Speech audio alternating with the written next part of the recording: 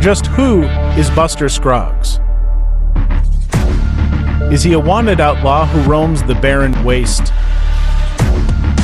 Is he a misanthrope who doesn't care for his fellow man? Or is he a myth made up and told around campfires to help pass the measure of the days?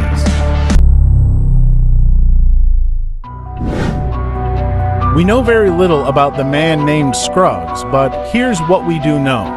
He hails from Riata Pass in San Saba County. A run from Riata Pass?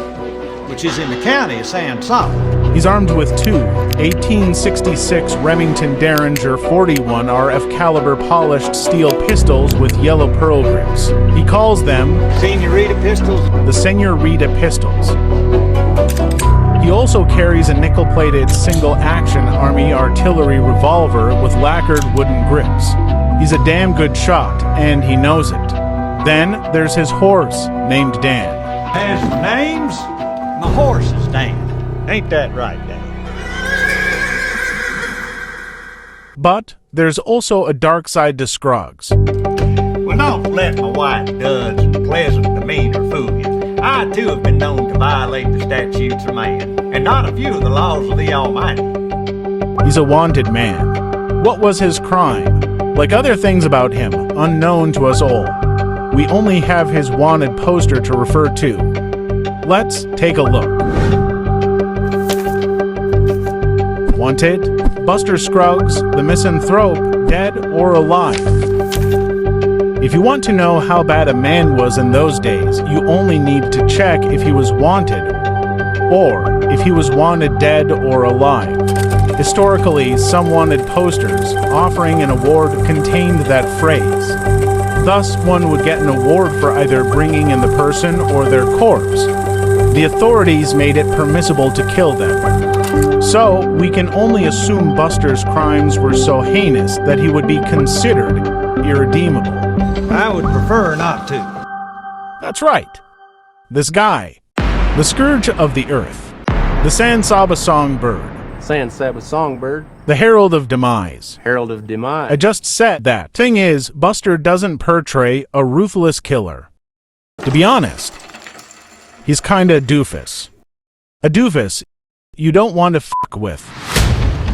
Since we don't know what crimes he actually committed, let's look at the ones we know of.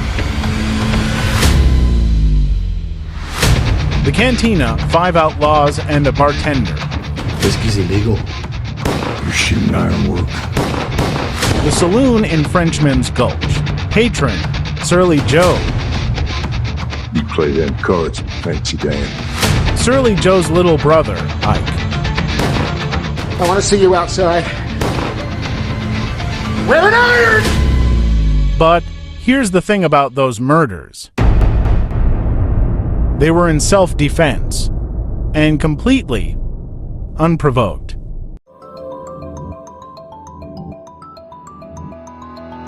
Believe it or not, Buster Scruggs has morals.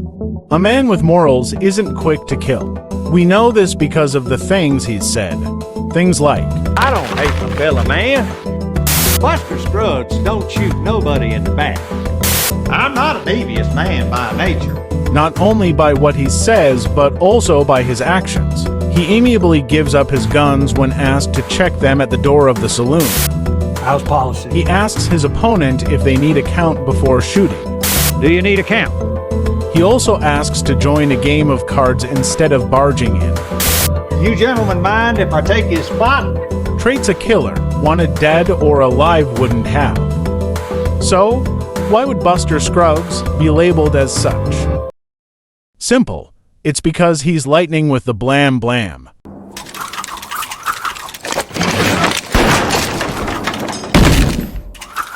Sloppy shooting on my part. Okay, hang on. I'll explain what I mean. Jim Beckworth.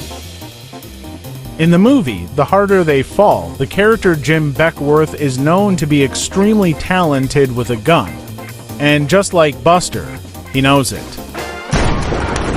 When he gets word of another gunslinger that's just as fast or possibly faster than he is, We not gonna die. Stop fighting with the Blam Blams. Admit it. He figures the only way to find out who's faster is to challenge him. By the way, that man happens to be Cherokee Bill. Every time I see people my speed, I want to pull Cherokee Bill out their ass. So, headstrong and overzealous, he finds himself in a showdown with Cherokee. But he neglects to realize the fact that the man he sought out to pick a fight with doesn't adhere to the rules he follows. Why do they always have to count so slow? Thus, ending the story of Jim Beckworth. What happened? You know, I was gonna say They're two different. completely different movies, Right. And two completely different characters. Yeah. But I didn't even know that they both have that around the Back shot. in common. To be honest, I just noticed that too. Like it's the same exact pose. Yeah. Sadly, though, it's like a curse and a blessing for Scruggs. Cursed by being a quick deadeye, and because of that, it makes him cocky and arrogant. And when you're cocky and arrogant, you become overconfident. You start believing you're untouchable, invincible even. And some people will look at that as you thinking you're better than them. Not me, though. I'm not like that at all. I mean other people, not me. And that's just what Buster does. He believes that he should be able to go any and everywhere. You ain't no outlaw. And we don't drink with tin horns. Do any and everything. Can't no one compel another man to engage in recreation. It makes him free to speak his mind, regardless the outcome. And boy, does Buster speak his mind. Maybe some of y'all have heard of me. Sir, it seems that you are no better a judge of human beings than you are a specimen of one. But the fact is, Buster Scruggs don't shoot nobody in the back. And that sorry sack of bones was more in the nature of a suicide. But right now, I'd appreciate it if you'd deposit your weapon in the receptacle by the swinging doors, which concealing of it on your person in the first place was a violation of the rules of this establishment. Just on brief inventory, I'd say that you could use yourself a shave, iron, and a brighter disposition, and if an adult, and lastly, a better class of drinking buddy. Because honestly, who's going to tell him what to do?